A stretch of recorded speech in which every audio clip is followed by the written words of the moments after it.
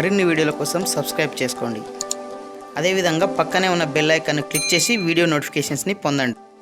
Hi friends, ఏపీలో August 3న తెరుచుకొనున్న school అని చెప్పేసి మనకు బిగ్ బ్రేకింగ్ న్యూస్ అనేది రావడం జరిగింది.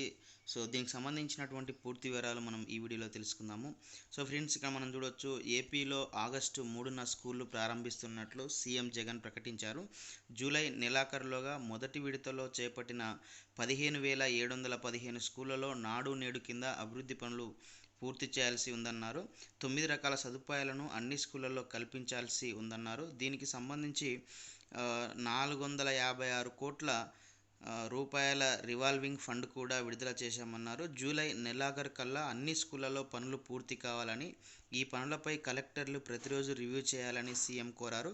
ఈ పనుల కోసం సిమెంటు, ఇసుక సరఫరాకి ఇబ్బందులు లేకుండా చూడాలని సంబంధిత అధికారులను సీఎం ఆదేశించారు. ఏపీలో ఆగస్టు 3 నుంచి స్కూల్స్ అనేది రీఓపెన్ కాబోతున్నాయి.